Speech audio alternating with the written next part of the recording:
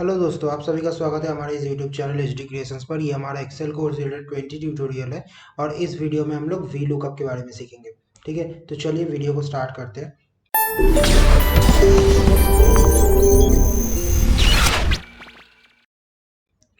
देखिए, जो V lookup का फंक्शन है, ये फंक्शन एक बहुत ही यूज़फुल फंक्शन है। तो मैं डायरेक्टली एक्सेल पे लेके चला जाता हूँ, देन हम लोग देखते हैं कि किस तरीके से इसके ऊपर काम होता है।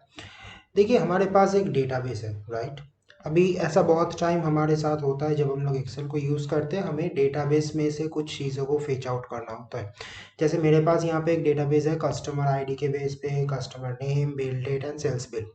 ऐसा हमें बहुत बार ऑफिस में काम करना होता है कि जहाँ पे हमें कोई एक पर्टिकुलर डेटा के बेसिस पे उससे रिलेटेड अदर्स डेटा को फाइंड आउट करना होता है। ठीक है, तो इस सारे टाइम पे हमारे पास जो फॉर्मूला हमें हेल्प करता है वो है VLOOKUP। एक तो रास्ता है कि मैं बैठ के अभी फाइंड करके काम करूँ, जैसे यहाँ पे CST मैंने कस्टमर का नंबर आईडी लेके रखा है जो है CST 025। एक तो रास्ता है कि मैं यहाँ पे इसको फाइंड करके मैनुअली फाइंड करके काम करूँ, या फिर एक रास्ता है कि मैं इसको फॉर्मूला के जरिए करूँ। अब जब भी फॉर्मूला के जरिए बात आता है तब हमारे पास में एक ही फॉर्मूला हमारे दिमाग में आता है, वो है VLOOKUP।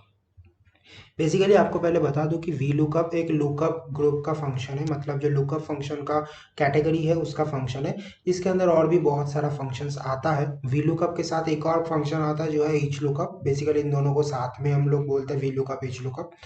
तो ये जो VLOOKUP एज लुकअप, या फिर आज के वीडियो में हम लोग सिर्फ VLOOKUP के बारे में सीखेंगे, नेक्स्ट वीडियो में मैं आपको एज लुकअप के बारे में सिखाऊंगा। तो बेसिकली आपको पता कैसे चलेगा कि कौन से डेटाबेस पे VLOOKUP को यूज़ करना है या फिर VLOOKUP को यूज़ नहीं करना है इस डेटाबेस पे। तो बेसिकली वो पता चलता है जो डेटाबेस है उसका हेडिंग को देख के। मतलब अगर हेडिंग ऐसे डिफरेंट डिफरेंट कॉलम में लिखा हुआ है, इन शॉर्ट एक रो के अंदर लिखा हुआ है, तब आप उस डेटाबेस पे यूज़ करेंगे VLOOKUP का फंक्शन।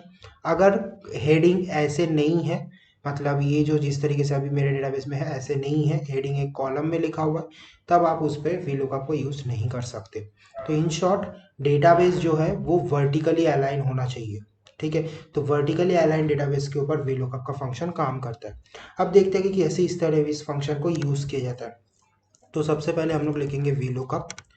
उसके अंदर आता है लुकअप वैल्यू। लुकअप वैल्यू का मतलब होता है कि आप डेटाबेस में सबसे पहले जिसको ढूंढना चाहते हैं, मतलब आप किसी एक चीज़ के बेस पे दूसरा चीज़ें फाइंड करना चाहते हैं, बट वो जो फर्स्ट चीज़ है जिसके बेस पे आप दूसरा चीज़ फाइंड करेंगे वो है आपका लुकअप वैल्यू। ठीक है, तो जैसे यहाँ पे मेरा है कस्टमर आईडी, तो मैं इस सेल को चूज करूंगा। देन आता है टेबल एरे। टेबल एरे का मतलब होता है कि आपका जो डेटा है वो डेटा कौन से जगह पे है। तो बेसिकली यहाँ पे टेबल एरे जब सिलेक्शन किया जाता है तब हमें कुछ रूल्स को फॉलो करना होता है। कैसा कैसा रूल्स? जैसे फर्स्ट रूल है कि टेबल एरे का स्टार्टिंग उस कॉलम से होना चाहिए जिस कॉलम पे आपका लुकअप वैल्यू मिलने का चांसेस है। That means table array should be start from that column on which lookup value can be found. तो जैसे इस जगह पे हमारा जो कस्टमर आईडी है, अब customer ID simple customer ID के कॉलम में मिलने का चांसेस है, वो कस्टमर नेम पे नहीं मिलेगा, राइट। तो हमें जो टेबल एरे है उसको चालू तो करना है इसी कॉलम से। अभी आप हेडिंग को इंक्लूड करो ना करो कोई दिक्कत नहीं होता। तो हेडिंग हेडिंग को इंक्लूड कर भी सकते हो या फिर नहीं भी कर सकते हो, उससे कोई प्रॉब्लम नहीं है। तो मैं फिलहाल हेडिंग को छोड़ के करता हूँ। तो स्टार्टिंग तो होगा यहाँ से, बट अभी एंडिंग कहाँ पे होगा? तो बेसिकली सिंपली इसका एंडिंग का जो रूल है वो है कि आप कितने भी दूर तक एंडिंग कर सकते हो। मतलब मैं यहाँ से स्टार्ट करके पूरा डेटाबेस भी ले सकता हूँ, यहाँ से स्टार्ट करके पूरा जो शीट है वो पूरा शीट भी ले सकता हूँ, कोई दिक्कत नहीं है। लेकिन मिनिमम एक रेंज होना चाहिए। मिनिमम रेंज कौन सा? मिनिमम रेंज है कि आपको वो जो दूसरा चीज फाइंड करना है वो जिस कॉलम में है। जैसे मुझे यहाँ पे क्या फाइंड करना है? Customer name. तो मुझे at least customer ID and customer name इतना एरिया को लेना ही पड़ेगा। अब इसके बाद मैं ये बिल डेट का कॉलम, सेल्स बिल का कॉलम लूँ ना लूँ, उससे एक्सेल को कोई फर्क नहीं पड़ने वाला। लेकिन मिनिमम मुझे उतने तक लेना ही पड़ेगा जहां तक मुझे रिजल्ट चाहिए। ठीक है, तो ये है उसका रूल। देन आता है column index number. Column index number का मतलब होता है कि कौन से नंबर के कॉलम पे आपका रिजल्ट है। मतलब बट ये जो नंबर है ये नंबर टेबल एरे के हिसाब से होता है। जैसे मान लीजिए अभी मेरे पास एक table array, custom table array, मतलब मान लीजिए कि मेरे पास एक वर्चुअल टेबल तैयार हो गया जिस टेबल में सिर्फ दो कॉलम है, एक है कस्टमर आईडी, एक है कस्टमर नेम। अब इस दो कॉलम में से मुझे कौन से कॉलम का वैल्यू चाहिए? मुझे सेकंड कॉलम का वैल्यू चाहिए, तो मुझे यहाँ पे लिखना है 2। बट मैं बार बार बोल रहा हूँ, एक चीज़ का ध्यान रखना है कि ये जो टू है, ये टू एक्सेल के हिसाब से नहीं लेना है, ये टू लेना है कॉलम नंबर के हिसाब से जो टेबल एरे के बेस पे। ठीक है, देन आता है true and false. Basically true and false जो है वो approximate match and exact match के लिए काम करता है। मतलब अगर आपको एग्जैक्टली यहाँ पे जो चीज़ है उसी को ढूंढना है तो आप यहाँ पे यूज करेंगे फॉल्स, या फिर आप फॉल्स और ट्रू को 0 और 1 से भी मेंशन कर सकते हैं। 0 मतलब फॉल्स, 1 मतलब ट्रू। ट्रू बेसिकली यूज होता है जब हम लोग नंबर के बेस पे काम करते हैं, तो मैं वो भी दिखाऊंगा आपको। तो नंबर के बेस पे जब हम लोग काम करते हैं तब बेसिकली हम लोग ट्रू को यूज करते हैं। तो यहाँ पे जैसे मैंने लिख दिया 0, ठीक है, ब्रैकेट क्लोज एंड एंटर। तो देखिए हमारे पास यहाँ पे मिस्टर दिलोन कंपनी यहाँ पे आ गया जो हमारा CST25 है। ठीक है, मैं जैसे आपको बता रहा था कि अगर मान लीजिए कि मैं यहाँ पे कॉलम एक्स्ट्रा ऐड कर देता हूँ, राइट, तो अभी मेरा डेटाबेस कहाँ से है, बी नंबर के कॉलम से, तो यहाँ पे तो बेसिकली फॉर्मूला ऑटोमेटिकली सेटअप हो गया।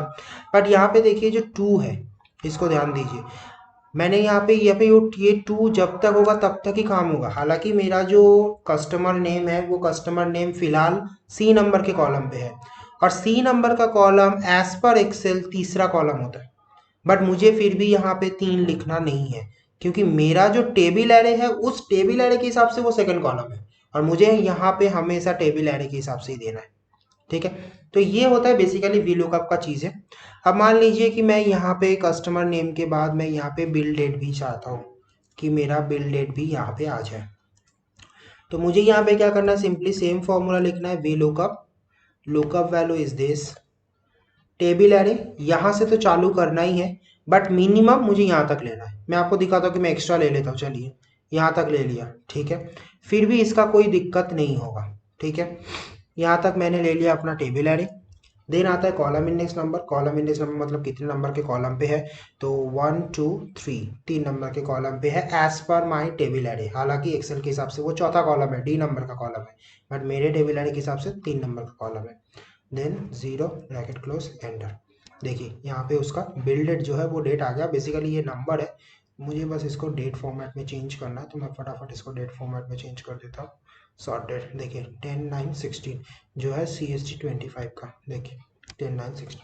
तो टेबल एरे का जो कंसेप्ट है वो कंसेप्ट बहुत एक इम्पॉर्टेंट कंसेप्ट है वीलुकअप में, कि स्टार्टिंग वहीं से करना है जहाँ पे लुकअप वैल्यू मिलने का चांसेस है, और खत्म वहां पे करना है जहां तक आपका रिजल्ट है। आप उसके बाद में भी कर सकते हैं, बट मिनिमम वहां तक खत्म करना ही है। ठीक है, दूसरा चीज वीलुकअप का एक लिमिटेशन भी है। लिमिटेशन क्या है, लिमिटेशन, फर्स्ट लिमिटेशन की वीलुकअप में लुकअप वैल्यू हमेशा यूनिक होना चाहिए। अगर कभी लुकअप वैल्यू डबल हुआ, जैसे CST25 में नीचे भी लिख देता हूँ, ठीक है, देखिए ये जो नंबर है ये सुल्तान कंपनी है, ये मुझे कभी रिटर्न नहीं देगा, क्योंकि फॉर्मूला का नेचर ही होता है जहां पे ट्रू वैल्यू मिल जाए वहां पे खत्म कर देना।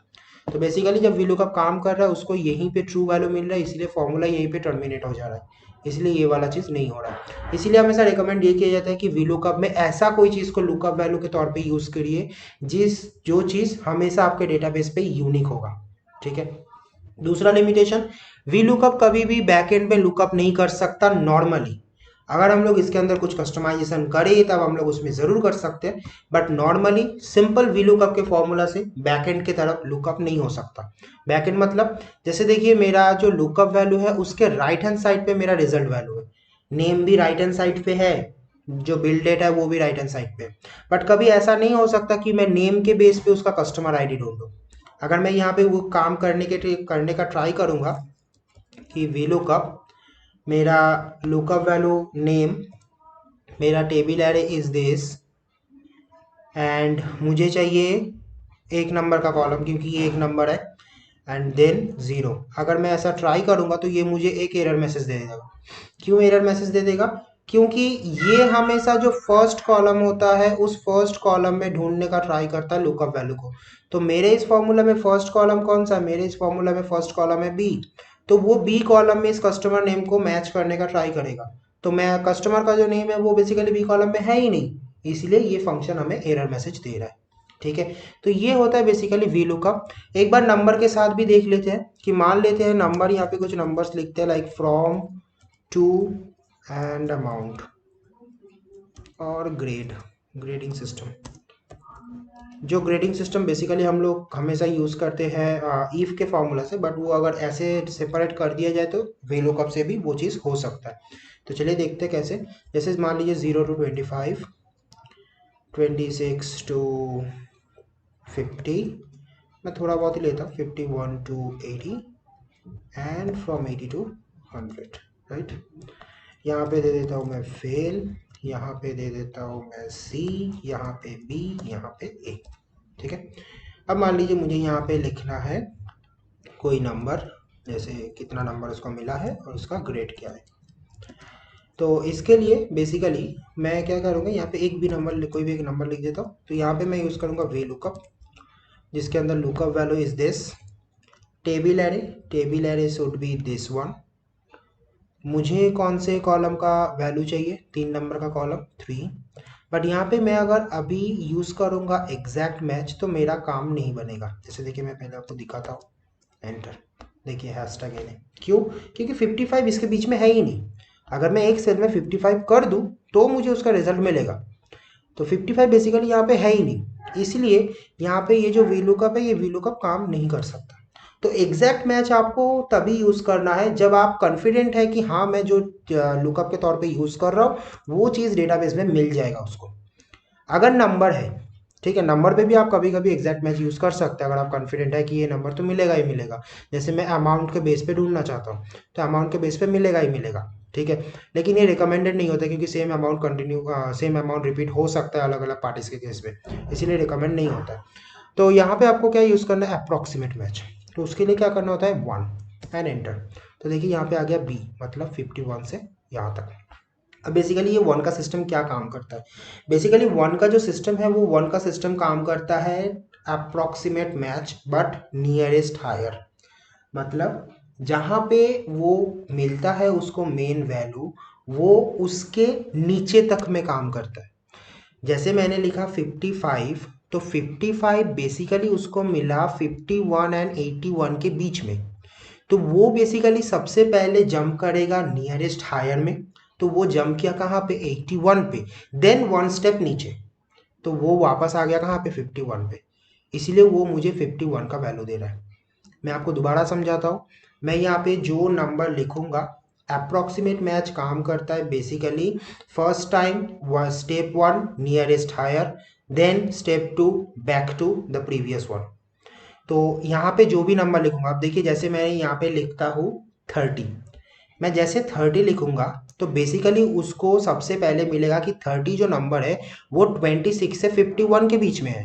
तो वो सबसे पहले 51 में जंप करेगा, देन उसके बाद उसका प्रीवियस वन पे आ जाएगा जो है 26, क्योंकि अप्रॉक्सीमेट मैच में काम इसी हिसाब से होता है। अगर मैं सिंपल नियरेस्ट हायर बोलने जाऊंगा तो ये भी एक तरीके का सही चीजें नहीं होगा। अगर मैं नियरेस्ट हायर बोलने भी जाऊंगा तो ये सही नहीं होगा। क्यों सही नहीं होगा मैं समझाता हूँ। देखिए मैंने मारा एंटर, तो ये क्या आ गया, सी। आप बोल सकते हो कि सर ये तो नियरेस्ट हायर ही है क्योंकि 30 26 के नियरेस्ट है। बट अगर मैं यहाँ पे लिखूँ 49, देखिए तब भी आ रहा है सी। अब सेकेंड वैल्यू कौन सा है, 51। तो 49 से 26 का दूरी और 49 से 51 का दूरी, किसका दूरी कम है, ऑब्वियसली 51 का दूरी कम है, तो 51 होना चाहिए था, लेकिन वो नहीं हुआ। क्योंकि इसका जो स्टेप होता है वो होता है जहां पे फाउंड हुआ उसके एक स्टेप आगे जाएगा, कौन सा नंबर है उससे पीछे आ जाएगा प्रीवियस वन में एक स्टेप। तो ये हो जाता है बेसिकली नियरेस्ट हायर, ठीक है। तो जो अप्रॉक्सीमेट मैच होता है वो इस हिसाब से काम करता है। तो आई थिंक आपको पता चल गया होगा कि किस तरीके से VLOOKUP का जो अप्रॉक्सीमेट मैच है एंड जो नॉर्मल एग्जैक्ट मैच है वो दोनों ही किस हिसाब से काम करता है।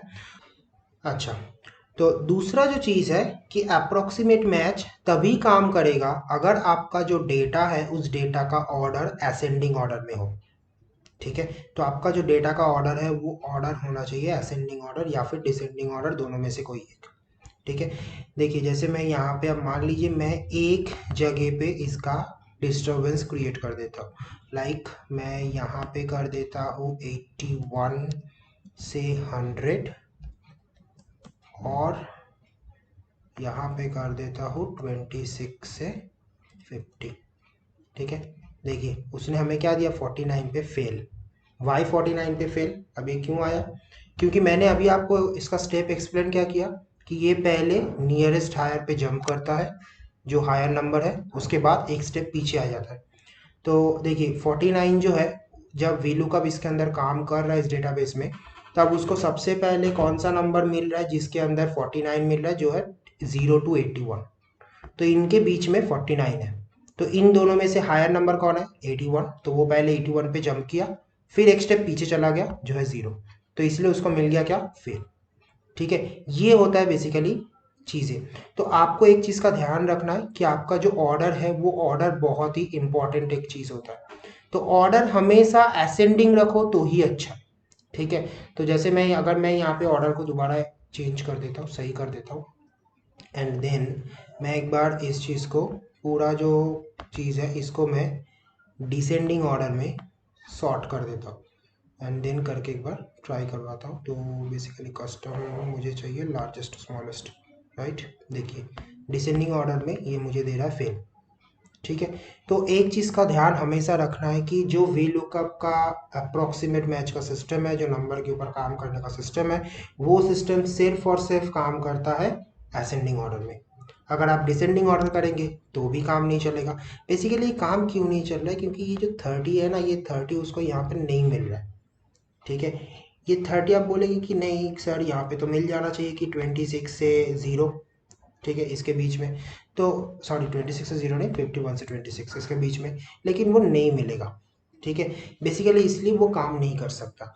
तो जब VLOOKUP के अंदर नंबर से रिलेटेड काम होगा, तब दो चीज़ का ध्यान रखना है। एक तो अप्रोक्सीमेट मैच में स्टेप क्या होता है, ठीक है।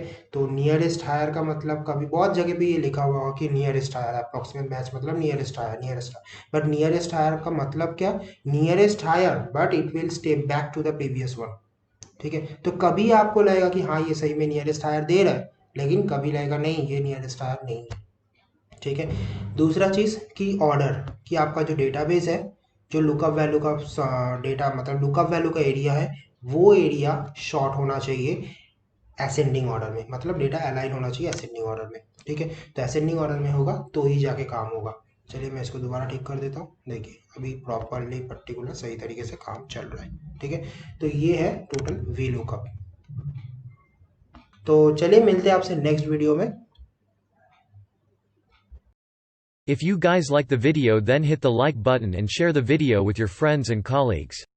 Remember, all the download links for sample file and practice file is in video description, so don't forget to check this out. Also, if you are newer in this channel, the subscribe our channel and press the bell icon to get future updates.